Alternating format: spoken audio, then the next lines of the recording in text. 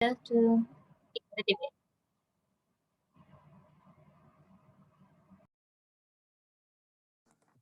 Hi, can you hear me? Okay, cool.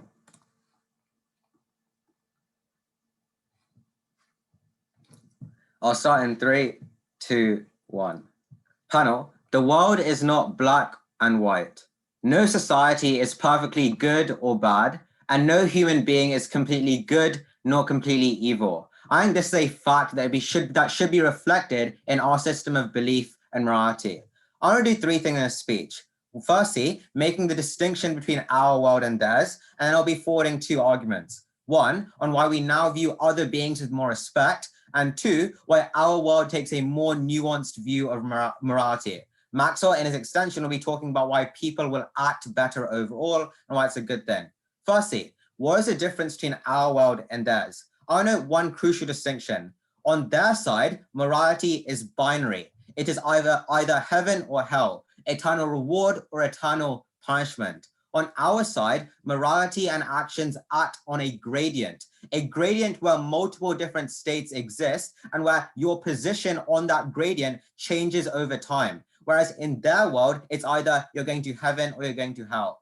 In one, for example, in Christianity, you leave the earth after death. But in others, such as Buddhism, your soul is reincarnated, such that you are born into a tree or you're born into an animal. I'll take that if it's a clarification. Okay, I'll move on then. 1, why do we view other beings with more respect? I would posit that there is a natural tendency for humans to view themselves as unique, superior creatures. For example, in Christianity, there's the concept of imago Dei, that humans are made in the image of God. It's easy to believe in opposition's world because we are far more intelligent than animals, they were necessarily superior than them, and therefore occupy a role that is better than them. On our side, the belief is that equal human soul is inherent to all beings and that often every being has a unique soul for themselves. I want to note four reasons why you're likely to treat other people with more respect. 1, no thank you. There is a likelihood that you will become an animal, a tree, or even a minority or someone who is poor in one of your next lives. Given that, you have an incentive as a human being to ensure that your future life as an animal or as a tree is as nice as possible. 2, to the extent that nature and animals become past and future humanity, you are likely to attribute human characteristics to them and therefore respect them to a far greater degree. On a conceptual level, things aren't just inanimate objects anymore as we would view them now, but vessels boarded by other souls, which we shouldn't harm, and that's 100% necessary. Which is why many karmic religions, such as Jainism or Buddhism, are vegetarian and preach minimalistic destruction of the environment. It is unlikely that eating a beef burger as a Christian will tip the scales of being good or bad, no thank you, or whether you'll get to heaven or hell. I'll take you after argument 1. But the accumulation of harming the environment does lead to bad karma, thus disincentivizing humans from abusing it. Reason 3, you also respect people who are in far more disadvantaged situations than you. Every person has the ability and potential to be something better. By contrast, if you on opposition's world only have one life, then it is that single life that defines you and everyone else. The person who made bad choices, for example, a criminal, therefore has no value whatsoever. If there is karmic reincarnation, they have the ability to progress in the next life, and there is hope. It offers a second chance for individuals. What are the impacts of this argument? I'll note 4 things. 1, there is a fundamental paradigm shift when it comes to religion and culture and the way we view things around us, which we ascribe far greater value and potential overall. That means that humans are more likely to care and act on issues such as climate change and deforestation. But that means you're no longer going to deforest large rainforests such as the Amazon, and you're going to recognize the value of preserving biodiversity. 2, humans are more likely to care about animal welfare. For example, there's less likely to be battery farming or eating meat in general, insofar as you recognize that those also might have been humans in the past and contain souls. 3, people are more sympathetic to minorities and people who are less well off than they are. I think that's an impact that is big enough to win us the debate on its own, because social justice movements and reaching equality is far easier on our side when people recognize these people and treat these people with respect. But 4, I think this is crucial, the way people view themselves changes. There's a much higher tendency for humans to view themselves as inherently good and overlook their own faults. They're unique and God's chosen species. Our side is more critical of who you are as a human being. They're the same as everything else in the universe, and it could easily shift and go up and down, and therefore you're likely to view yourself internally as not as superior to everyone else, and therefore treat others with greater respect. I'll take that PY. How would you be able to consign someone to a poorer quality of life in a society that was equitable and strong inequalities did not exist?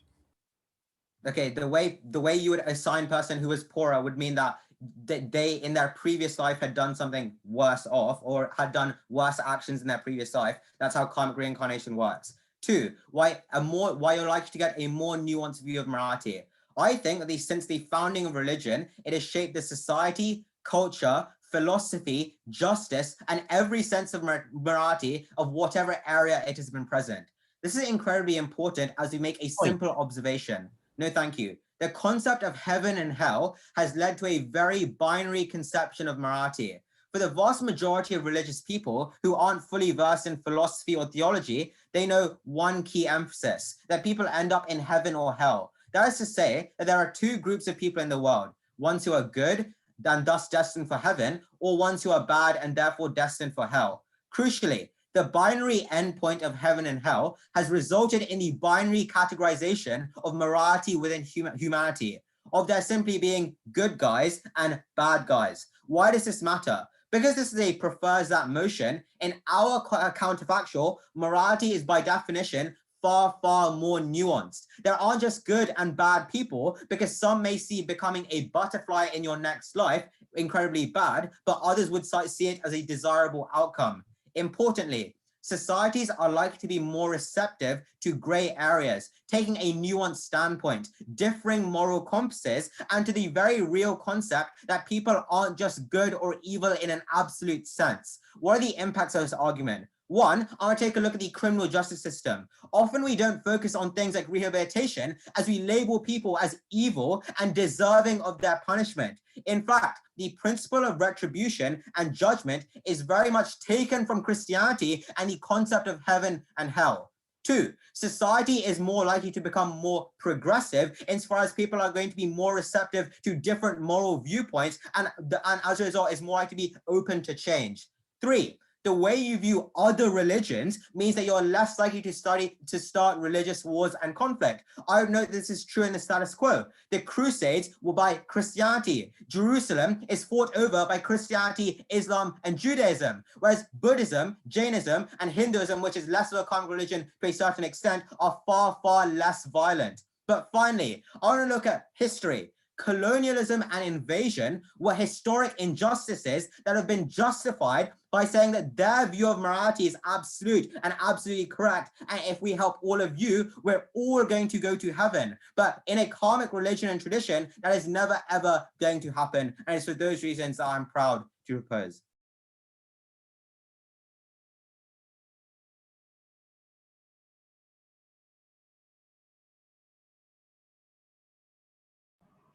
I thank the speaker for their speech, and if all the panelists are ready, I'd like to invite the leader of opposition to present their case.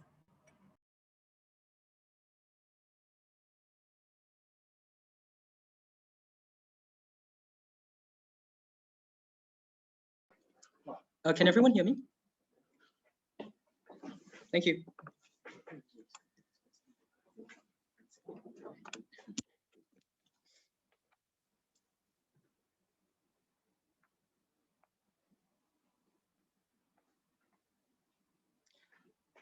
The mistake proposition makes is that their classification is a moral one. You do not view rocks and trees as people, you view them as immoral people who have done a bad thing to be in that position, and that is why you will punish them. That is why proposition cannot have any of their benefits. What do we support on opposition? We support a world where religions preach eternal reward or punishment rather than a karmic system. Crucially, it is explicitly stated that the moral metric on which people are judged remains the same on both sides. People will be evaluated based on the same good and bad deeds and not by other factors, like the strength of their faith in God, which is why the Crusades happened per their example. Hence, the only distinction between the two sides is what happens after people are judged. Will they reincarnate back onto earth, or will they be sent to heaven and hell? Finally, this debate is not a metaphysical one about which religion is true, rather it is about which beliefs drive people to lead more moral lives. We have three arguments on opposition. First, on motivating more moral behavior. Second, on improving social equity. And my third speaker will show you how this makes people make better decisions on a day-to-day basis. But first, let's look at the case of the proposition.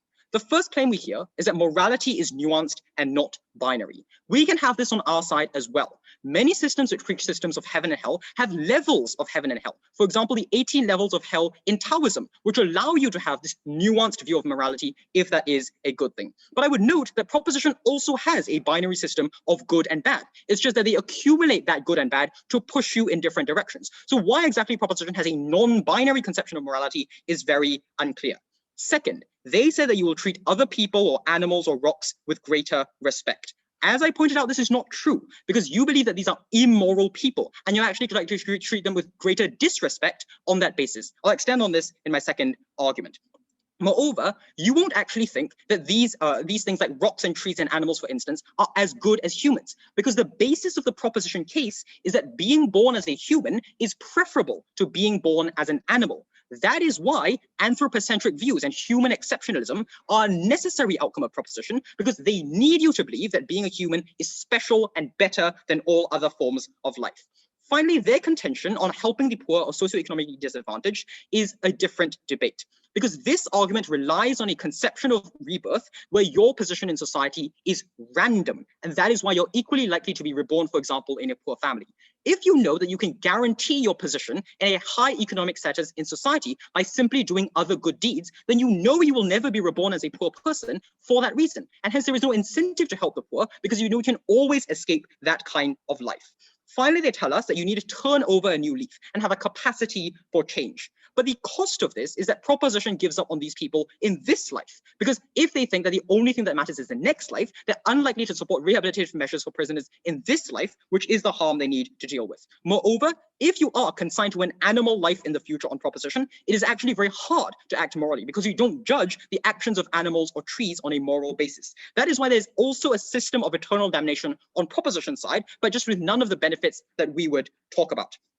Finally, on this extraneous claim on religious wars, I think the examples are just untrue. For example, Hindus fought many wars, Buddhist monks in Burma support anti-Rohingya measures and the lynching of many of these people. I think this is just not analysis that they have proven any substantiation to. These are largely irrelevant claims based on other things the religions preach. With that out of the way, let me move on to my first argument on motivating moral behavior. Here we will clash directly with proposition's case and prove why people act in a more moral manner on our side for three structural reasons. First, in the world of proposition, you believe that you are psychologically discontinuous. What this means is that you do not share any of the experiences or memories of your past or future selves. The reason that religions must preach this is because the alternative is very unconvincing. If religion said that you are psychologically continuous, then you would need to remember everything that happened in your past lives. And I don't know about you, but I don't remember anything that happened in my past lives. That is why religions must preach psychological discontinuity. What this effectively means is that the rewards or punishments that accrue to your actions don't happen to you. They happen to another person who shares none of the experiences or memories that you have. They essentially happen to a random person in society who happens to be born at the time that you die, but is in no sense you. The question then is, why would you care? Why do you care about the reward or punishment that accumulates to another individual if you don't share any experiences of them and are unlikely to share their suffering? Hold on a moment. The comparative on our side is that you do think you're continuous because your soul in some sense is moved up to heaven or down to hell, and that kind of reward or punishment is something that you yourself experience. So you fulfill the tenet of an effective justice system, which is according punishment to the right people. Before I move on, yes. What about people who have had amnesia? Do you really think that they view themselves as completely different?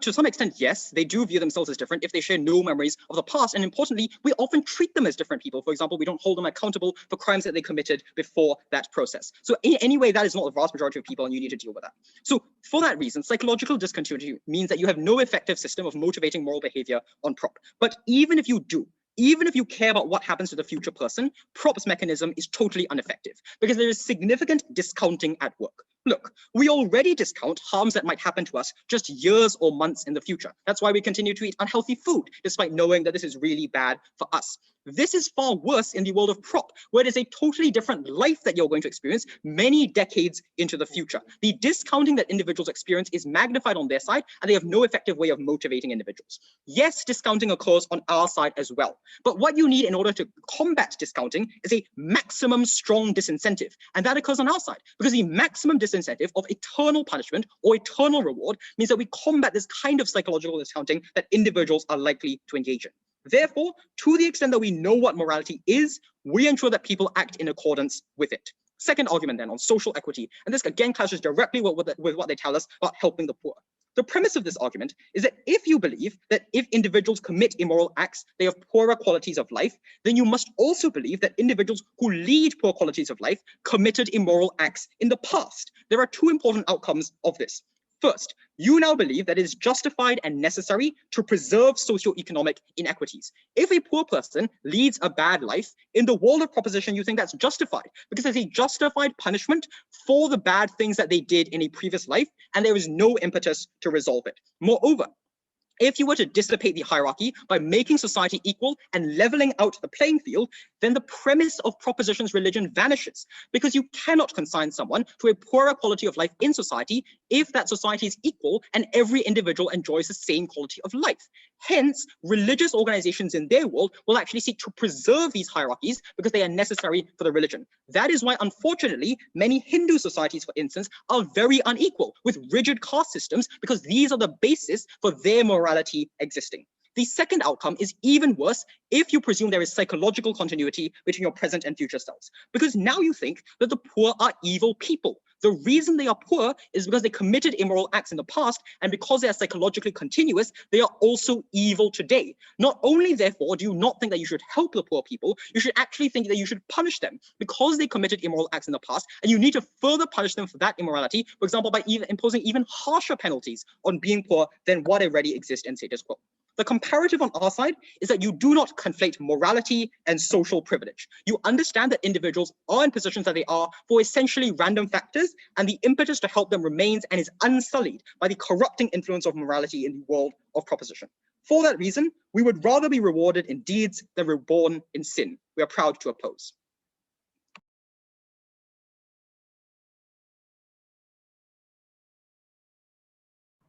I thank the speaker for their speech, and if all the judges are ready, I invite the Deputy Prime Minister to present their case.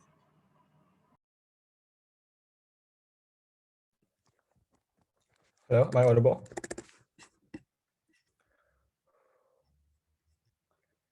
Great.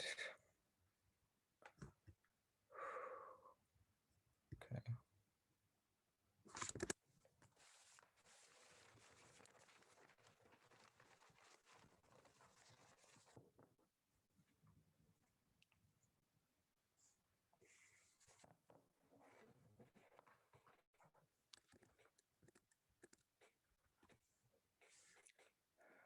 A world of reincarnation is one where all beings are linked and intertwined.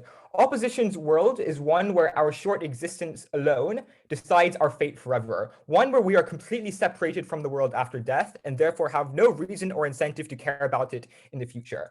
Let's be clear here. It was wrong for them to say that the view of morality and values does not change with the motion. All that changes is the system of reward and punishment. Rohan told you that systems of rewards and punishment determine and influence and shape our views of morality, which do develop over time. And on their side of the house, they view it as far more rigid. On our side of the house, they view it as far more nuanced. First, I want to talk about how we view other beings. Second of all, on how we view morality as a whole. Third of all, on where our people act in a more moral fashion, where I'll bring in my extension.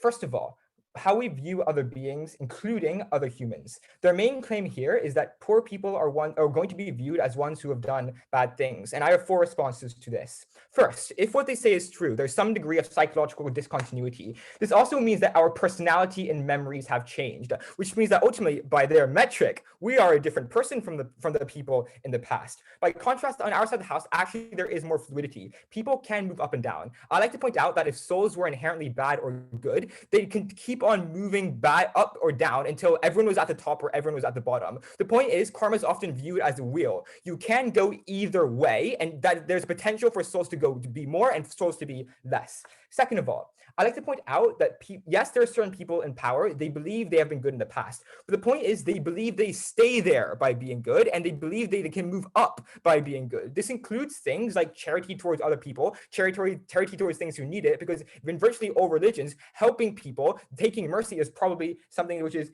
something that's ultimately a good. So the point is, therefore, the concept of self-preservation is crucially still enough to ensure that people move up. Then they say, furthermore, I like to point out that even if you view a poor person or a rock as having done something in the past, the claim from Op is that therefore you want to punish them. But insofar as nature has already punished them by moving them down, there is not that feeling of justice not having been done because they've already been punished as a result. Therefore, we're not exactly sure why that matters. Finally, there are always incentives for the rich to believe that they're better and to construct morality to ensure that they have been good and they're the ones who are chosen people. However, it's only on our side of the house that rich people view themselves with a potential to going down. So it's only on our side of the house that they think they might not be rich in the future, and therefore it's on our side of the house that they are humbled in that sense. What did Rohan tell you? He said there's a natural tendency to place humans as superior, to view that the rest of the world is at our disposal. But on our side of the house, you see that in essence, you are basically the same. Everything equally has a soul. You could be that in the future, and everything equally has the potential to be better in the future. They say people think only this life matters. So sorry, people think that that since things are going to happen in the next life anyway, you'll give up on prisoners and other people by nature of the fact that ultimately you basically given up on them during this life. But the point is, when do people believe to a greater extent that your life alone defines you? When you have future lives which are affected by this one, or when you only have a single life and that affects where you are for all of eternity. The result, therefore, is this. It's on our side of the house that you're more likely to help someone through rehabilitation because they have potential to be a different or better human in the future. On their side, there's no hope because they're basically gone after that point. So it's on our side of the house. There's more respect for animals in nature. Compare Buddhism, for example, to other religions on this. There's a fairly clear distance here. Christianity, we view all the natural world at our disposal. But also we told you there's more things like sympathy for people who are worse off, people who may have made bad decisions in the past, criminals, etc. Second of all, on the concept of how we view morality, before that, I'll take a POI. If humans are not better than animals or trees, then why is being a human a better reward than being a tree in your system of morality? Oh, yeah. Right. So there's a difference between your past, right? And a difference between your essence. The point is, yes, you have had a past of better actions. That doesn't mean that in essence you were better and in essence you were superior. That's the difference. So we say that ultimately the comparative is a binary versus a hierarchy of morals, and different modes of thought and numerous outcomes are possible. For example, we don't necessarily know that being an elephant is superior to being a human or inferior. Basically, many things can happen. There are different systems of morality. On their side of the house, there's a binary endpoint because of this binary characterization. They say there are levels of hell and levels of heaven, but like many religions, that doesn't really exist. But also, I like to point out that ultimately it's still binary because it's either internal damnation or internal pleasure, and you can't change after that. On our side of the house, we have better ambiguity in gray areas. We told you about religious conflicts being smaller because people don't necessarily view everyone else as inherently evil. Told you that morals change better. Third of all, this is where they spend a lot of time. On which side of the house are people more moral? And this is where I'll extend. Let's first respond to Op. They say psychological continuity means that people are far more likely to be better on their side than ours. They do not answer a fundamental question. Why is psychological continuity unique to their side? It is 100% possible that after I die, I go to heaven with my memory being wiped and my personality being different. No one really knows what happens after death in that sense. So there's no guarantee or even no knowledge as to whether there is psychological psychological continuity. Second of all, why is psychological continuity can still exist on our side of the house, right? The point is, ultimately, even though you have different memories, the concept of the soul being consistent is the same. And ultimately, although like very few people are the kind of philosophers, no thank you, that Singapore are trying to be. They don't say, oh, well, technically I'm psychologically discontinuous and therefore I'm a different person. I don't care about that. They don't view it that way. Ultimately, we think that people are likely to have so much incentive to do well. Furthermore, they say that you need this infinite incentive to make sure people are as good as possible. The problem is this, as they say, hell is often tend to be quite far off, so people are quite short term. But the point is, it's also difficult to imagine infinities, right? It's difficult to comprehend those kinds of massive scales. What is easy to comprehend is seeing the creatures which may be suffering right in front of you and seeing that, oh, they are in that position because they may have done bad things in the past. It's far easier to comprehend punishments and rewards on our side of the house than it is on theirs. So we have a far more concrete incentive. We win on that. Well, how am I going to extend here? We suggest that ultimately we all incentivize people to be better. On their side of the house, in most religions, let's be honest, there's a threshold which you cross. You either have eternal hell or eternal heaven. The problem is this: as long as people on their side of the house feel that on balance they're likely to go to heaven, there's no additional incentive whatsoever for them to do additional good things. However, on our side of the house, you may do well and you might be in a slightly higher position, but you feel that you can do even better and go to an even higher position, right? But ultimately, we suggest that if morality exists on a gradient, even if you do terrible things, the point is you do need to do good things as well. However, on their side of the house, let's look at the religions which exist. In Christianity and Islam, even people who have done terrible things in the past, because they feel as if they have been redeemed just enough, ultimately there's no additional reason to do good. For example, the fact that in Christianity, if you confess your sins to a priest and you say you convert to Christianity, the concept is that your slate has been wiped clean and therefore you go to heaven. On our side of the house, ultimately, yes, you benefit by doing so, but the point is you can still benefit far more. This is why religions like Christianity and Islam have been far more violent than Buddhism in the past. On their side, people sit comfortably with a reasonable certainty that they will go to heaven. But on our side, instances of charity are massively increased. Things like the likelihood of violence are decreased. And the influence of priests and religions on their side and the power they have over people is far greater, insofar as they have literally the ability to tell people whether they go to infinite suffering or infinite pleasure. Their leverage over individuals and their ability to control them in a coercive fashion is massively higher. On that basis, we're very proud to propose.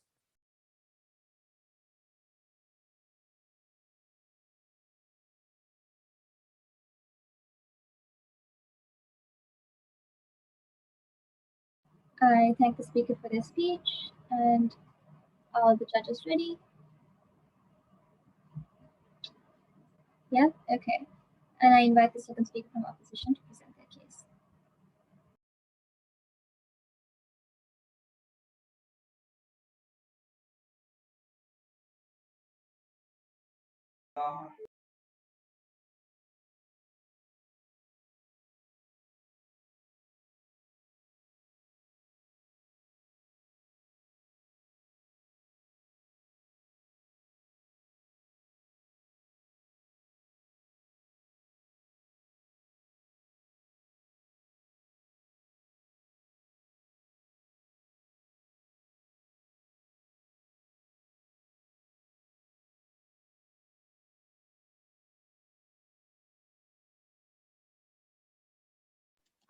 Is it muted? Can everyone hear me and see me? Thank you. Okay, what about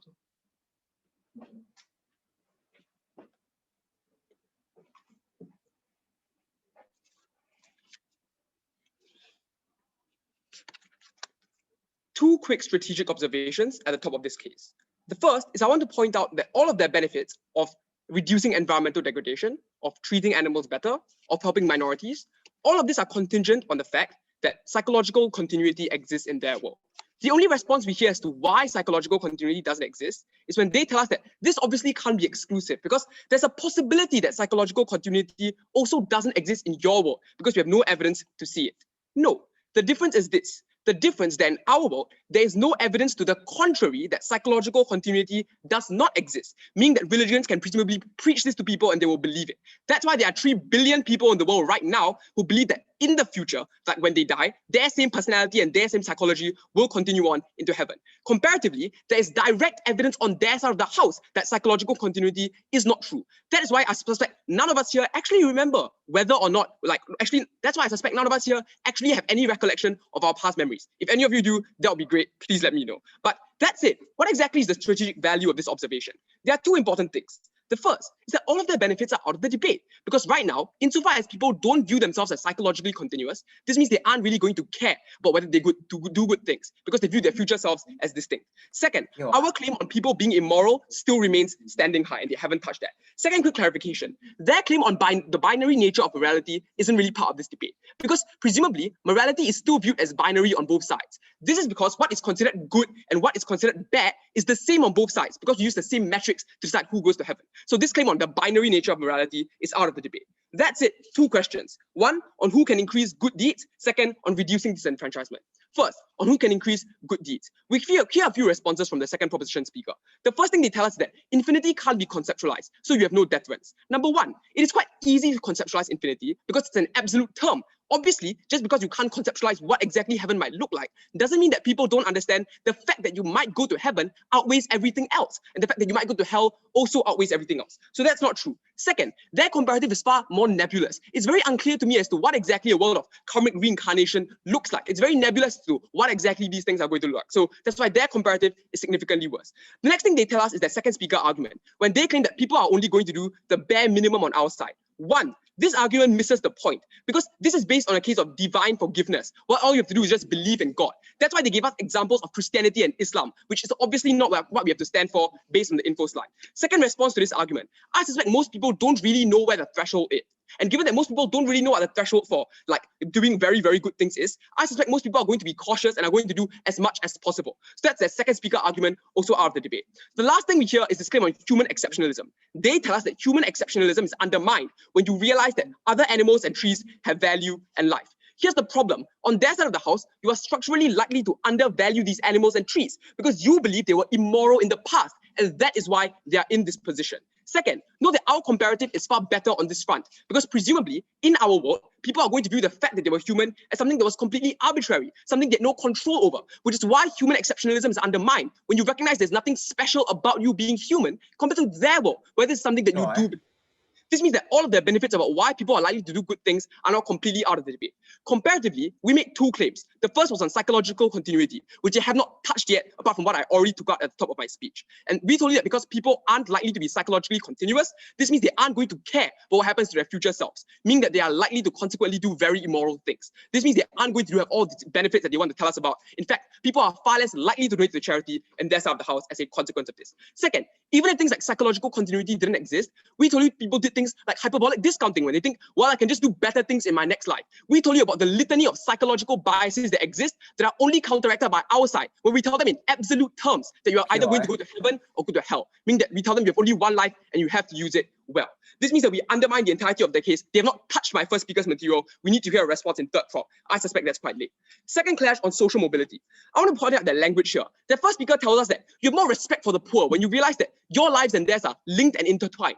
Yes, the problem is that they are linked and intertwined in a hierarchy when you are someone who has done something good, and that's why you're in a privileged position compared to theirs. The only response we hear is that our argument on psychological continuity contradicts this. No, this is not true. The reason is because people on our side of the house are going to believe in psychological continuity, and they aren't going to believe in it on their side. The reason this is not a contradiction is because psychological discontinuity is conferred moral worth upon it in their world. So yes, people on their side of the house are going to think, yes, this poor person might not be responsible for what he did because it's a different person, but the fact is that he did something wrong. He has violated the moral code of ethics that this religion preaches. So it's not a contradiction. The only response they had to our claim is out of this debate. The last thing we hear is this claim about how nature has already punished people enough, and therefore you aren't going to punish people even more.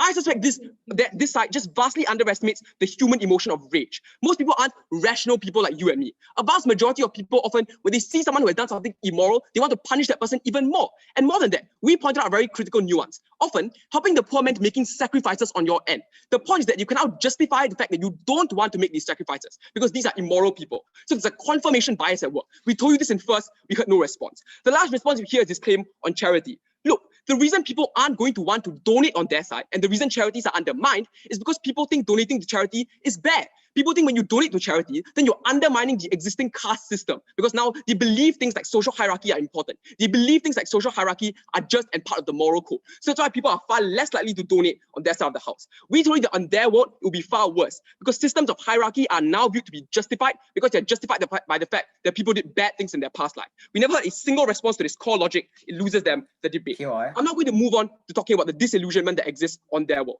Here I'm going to engage on their best case. Let's say it's true that people believe in psychological continuity in their world. This is a very unrealistic assumption, but I'm going to be charitable anyway. Here's why we still win. I want you to imagine what life as a poor immigrant who has lived a life of structural oppression looks like. You have seen terrible, terrible things, from being deported from a home country to living a life that has not benefited you. You have had numerous structural forces act against you, and you have lived a life that has been disadvantages. I want you to ask a very simple question. How exactly are individuals like this going to view life on their side of the house? I suspect they'll be very disillusioned for two reasons. One, most people are going to end up believing that there's a good chance they'll be reborn into a world that they hate. The reason is because of the high levels of sadness that often exist in the world around them. The fact that they've gone through such terrible lives means the fact that they think, I'm going to be reborn and have to go through the same life again, often means that people aren't going to be very willing to believe it. I want you to know how this clashes directly with their claim. Thus far, they've been telling us that people have the incentive to help the poor because they're very scared that at the end of the day, they might become poor one day. If this is true, then I suspect people become incredibly disillusioned. Although I've already told you why people don't have this incentive to believe this, because under their side of the house, most people believe they're going to be moral and most people believe they're going to go up. So that's out of the way. But the second thing I'd like to know, even if people genuinely don't believe they'll be reborn into bad circumstances, they're often sad because they think their friends will be reborn into bad circumstances. They think their family will be reborn into bad circumstances. They think people they love will be reborn into disadvantageous circumstances. What is the impact? They push people who have suffered enough into a life of hopelessness and despair. This is the kind of depression that the world will remain in for, and many bad people are going to remain in and going to believe, because they believe that life isn't going to get any better and life is just going to extend on and on and on, where the dreary life that oppresses them is never going to stop. Our comparative is better because people know that the torture of life is not eternal. It's far better when they know that there are things out there for them, when there's a perfect world they can conceptualize. This means the quality of the life they live on earth vastly increases. They live a far more hopeful life compared to a life of depression in their world. I actually know why even in the best case, we win this debate. Ladies and gentlemen, remember, we will much rather not be reborn into a life of sin. I'm incredibly proud to oppose.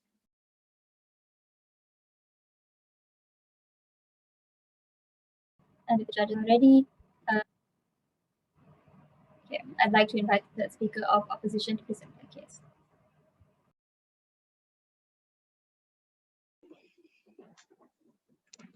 Testing, can everybody hear me?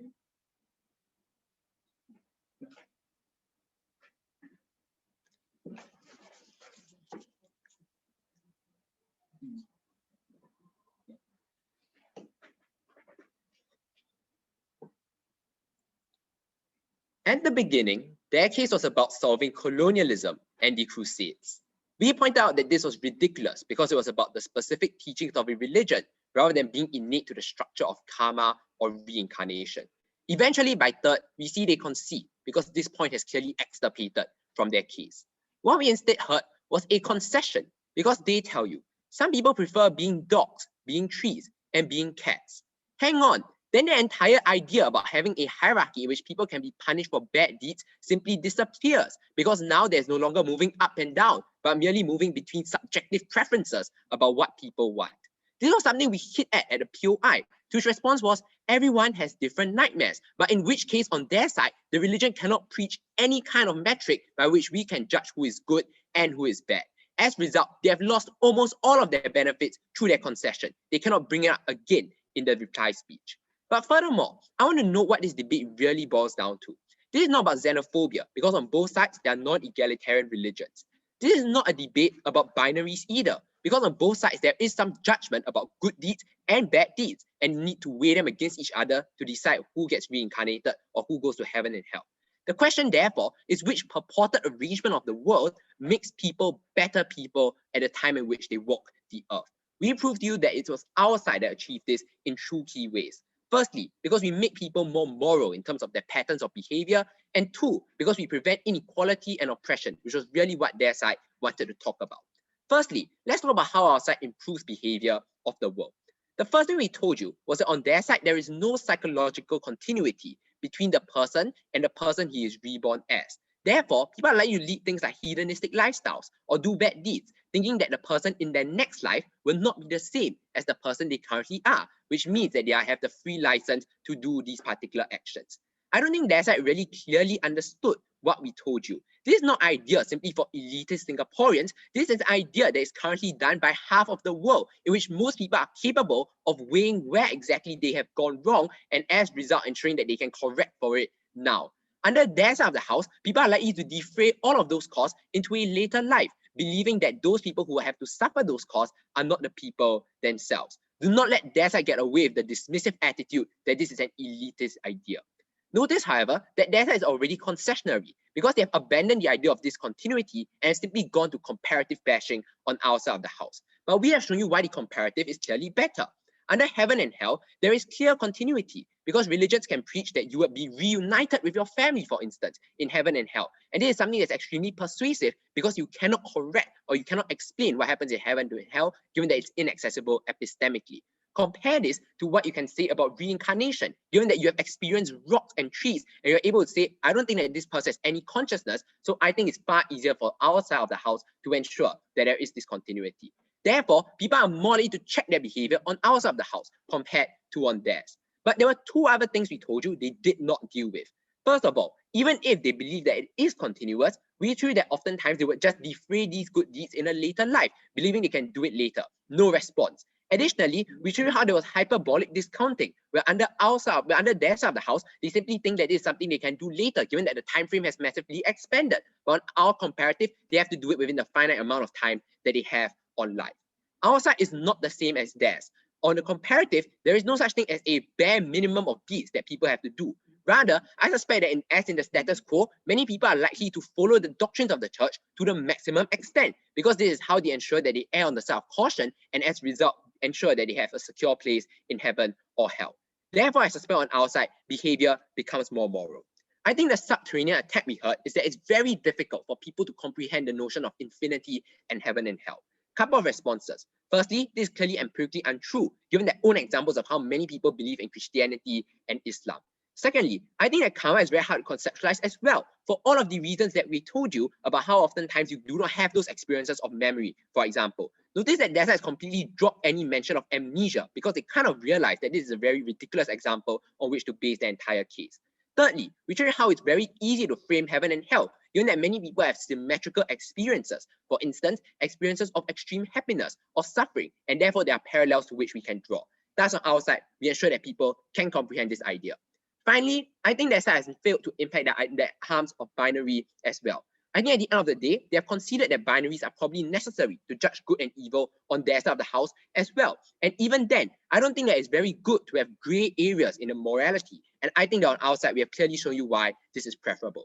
Therefore, we improve people's behavior. A key foundation of religion, we socialize people into more moral patterns of behavior. This is something we win on. But secondly, I'm going to move into their ground, the system of oppression and of how we treat nature. Here's the thing. On their side, there is still a hierarchy, because in order for you to ensure that there is some reason for people to act morally, there has to be a system in which some objects are better than others. Therefore, those objects that are trapped in nature at the bottom are seen as those that are having recompense, and thus many people are willing to deal with them. This was the example, for instance, of the caste system in India, not something they completely touched under their side of the house. What did they say in response? They said, people would think that nature is already doing the punishment, therefore they are willing to accede to it. But the problem is that oftentimes when nature does the punishment, they often rely on human actors to do it as well. For instance, many people believe that if you're a tree, the reason why it's bad is because human beings treat you in a bad way. And as a result, I think humans will continue to treat nature in a bad way as well. I don't see why on their side, there's any incentive for them to treat nature as nicely as possible. The shining bright example they gave you was the example of Buddhism. But again, the problem here is not that Buddhism has this particular arrangement, but rather the doctrine of Buddhism is one that preaches these examples of nature already. So therefore, I think that on our side, it simply is a matter of changing the doctrine rather than changing the arrangement of how the afterlife is organized. Therefore, I think that on our side, we can treat them as well as possible. Finally, they tell you there are souls that are being trapped in these inanimate objects, and therefore people want to treat them in a good way. Here's the thing, if there are souls in these objects, that would imply that you would need to ensure that these objects have their punishment and have their recompense. And thus, they are more likely to treat them in a nasty way if that is what they want to talk about. But I think that's extremely unfair as well for their side to try to foist a comparative upon us. Our comparative was not Islam and Christianity, because there was no such thing in Christianity, for instance, as on by deeds, but rather by confession. Only on our side were we able to ensure that these people were judged on a fair metric, which was the deeds that they did. This is not something that we have to link to the status quo, but it's rather something that the motion gives us leeway to do. Finally, we told you that on our side, people actually do have the capacity for change. Under their side, when people are trapped within a certain state, people believe that this is their station in life. But on our side, we told you that people can change their behavior in their current life, given that there is a huge amount of time before the judgment day, and thus they are able to adjust their behavior to do so. Therefore, the comparative on our side is not what they wanted to pay. On our side, it is far easier for a religious institution to call for structural reform when the hierarchy that is in the earth now is no longer an innate feature of punishment for people around us.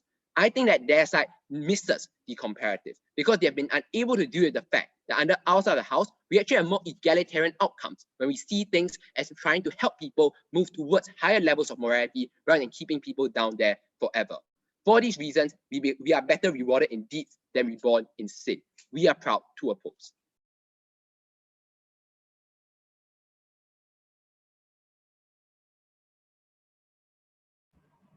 I thank the speaker for their speech, and if everyone is ready, we can move on to the reply. So I invite the opposition to give their reply speech. Can everyone hear me? Thank you.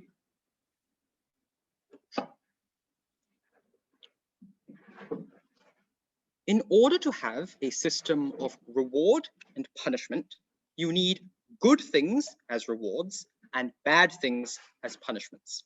Importantly, the concession that we get from third proposition that some people subjectively value animal lives as better, tree lives as better, and human lives as worse, takes out this entire system. Because if we cannot be certain that living as an animal is worse, living as a human is better, then there is no incentive for individuals in the world of proposition to actually act morally. Notice that this takes out the whole debate. Regardless of the question of whether you are psychologically continuous or discontinuous, it doesn't matter because proposition has no way to motivate moral action if people don't believe that being born as a human is better than being born as an animal. The reason they did this is because they caught themselves in contradictions. They cannot, on the one hand, say that people are motivated by moving up in the chain, by being humans, being better humans, being richer humans, and at the same time say that people actually prefer to move down in the chain because people like to be dogs and people like to be trees and so on, but they needed to do that in order for their first argument on preserving nature to make sense. So either way, they lose a vast majority of their case and this halves their persuasiveness. What does the world of proposition look like as a result of this? First, people do not act morally. Regardless of the thing I mentioned at the top, this applies even in the best case of proposition, where there's still a motivation to become a human. The reason is because of discontinuity. Now, proposition paints this as something that's very complex. It's not. Our assertion is that if the punishment for your actions happens to someone who is not you, then you do not value that punishment as significant. For example, if I was punished for your actions, you probably would not care about those actions.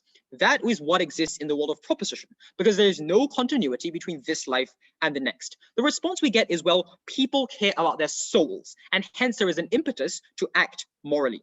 The question is, first, this is an assertion. Second, do people care more about their souls or their experiences in the current life? Because caring for your souls, as we mentioned in first, requires sacrifices in the present day. For example, sacrificing on material pleasures and leading a more moral life. Even if individuals care about their souls, they don't care as much as about their present lives, which is why this argument makes no sense. But even if there is continuity, proposition ignored two important responses we gave. First, that there is likely to be a high degree of discounting, that you don't really value what happens in the next life, even if it happens to you, because it happens a long time in the future. Moreover, even if you're consigned to an immoral position in the next life, you think you can just make up for these misdeeds in the future by doing moral things in the next life and just making your way back to a higher position in the hierarchy. As a result of this, they entrench and preserve social inequities. Now you believe that there's a link between morality and social privilege, that disprivileged people are immoral and privileged people are moral. That is the world that exists in proposition side and one that they defend because their system cannot exist in an equal society, and as a result, the disenfranchised suffer. They also suffer on a psychological level, as my second speaker pointed out, where you demotivate and disenfranchise individuals who are on lower rungs of society because they think they will be born back into the same unjust world which they are not willing to countenance. Our world solves these problems because psychological continuity is believed in under our system of morality because there is no evidence to the contrary. No one has come back from heaven and told us that continuity does not exist, and therefore there is no reason to believe it doesn't exist, and hence religions will preach it. There is significant evidence to believe that continuity doesn't exist in the world of prop because none of us have memories of our past lives. As a result of this, you do act morally in the world of opposition and are motivated by infinite reward and punishment. You're more likely to help the poor when you know that social inequities are not linked to morality, but rather linked to randomness and arbitrary factors. Here's how it weighs up. If there is discontinuity, they obviously lose because there is no incentive to act morally. If there is continuity, you harm the poor more because now you think poor individuals are evil people who are continuous with the past selves that actually engaged on these immoral actions. For these reasons, we believe that we ought to be rewarded in deeds rather than reborn in sin. We're proud to oppose.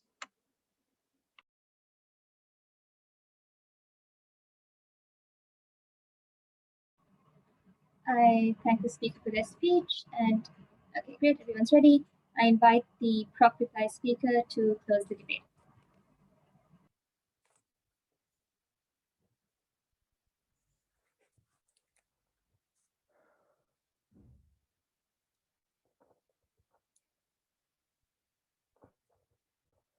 Op think that people lie in their beds at night wondering about psychological discontinuity, a phrase which, let's be honest, 99% of people have never heard in their entire lives. But it's funny they accuse us of contradictions when their case itself is discontinuous. On the one hand, discontinuity means that you don't care about the future. You do bad things because that just happens to a different person supposedly on our world. On the other hand, there is existential dread for poor people because they think they'll have to relive the dreariness of life. That is a huge discontinuity. Ultimately, first of all, how do we view other beings? Second of all, how do we view morality? First, how do we view other beings? We told you a crucial difference. Yes, your past may have meant that you have done things, but the point is your essence is equal to everyone else because you all have the same form of soul. And I like to point out, if it is true that there is psychological discontinuity, which may be the case, that also means that your personality changes as well. So as I pointed out in my second speech, it does not mean that you are eternally bad. I pointed out that there's a concept of redemption, which also Afsal supported. There's potential to go up or down. It's viewed as a wheel, where ultimately just because you had a bad past does not mean you're consigned to a bad future.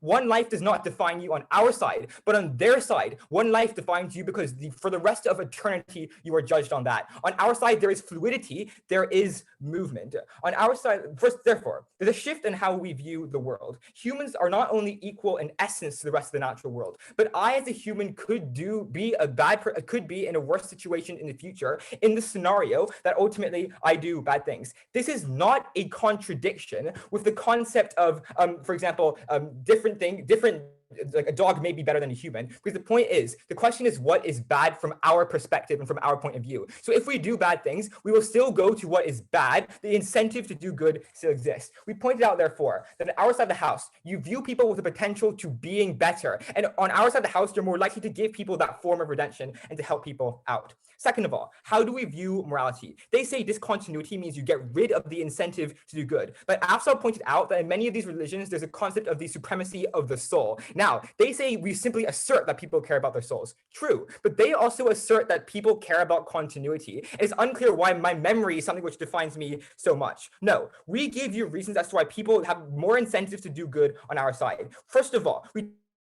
told you that people are likely to do the bare minimum on their side. That when they say that thresholds are arbitrary and no one knows where it is, that's incorrect when I told you that priests and figures of authority can set thresholds, which means if people believe they have been absolved, there's no additional reason to do anything which is good. No response to the concept that it is far easier to visualize punishments on our side. You see suffering with your own eyes, so you see that punishment yourself. On their side of the house, it happens very far away and it's difficult to visualize. Importantly, we told you that on our side of the house, we have far more fluidity. For example, as I said, being my teacher's dog could be superior to my own position now. And the point is, as I told you, this is not a contradiction with our point about incentives. We go to what is worth for us. It differs from our viewpoint. And it is this nuance, and it is this difference in viewpoints which does affect how morality is viewed. It is not the case that morality is symmetric on either side. We told you that morality shifts over time, and the way we view rewards and punishments may affect that. On their side of the house, it is binary. On our side of the house, there is some ability to change in the future. So everything we told you about moral progression is something which still stands in debate. Let's be clear here. When it is beneficial for them, there is psychological discontinuity. When it is not beneficial, there is no psychological discontinuity. We were very clear. Even if psychological discontinuity doesn't exist, people are still likely to do better, and people are still likely to treat others better. Furthermore, there's no there's no guarantee that people are not psychologically discontinuous on their side. But also pointed out, there are reasons as to why people would believe that even on their side, there's psychological discontinuity. For example, we told you about like babies being perpetually babies. Like that's kind of weird, right? On that basis, we're very proud to propose.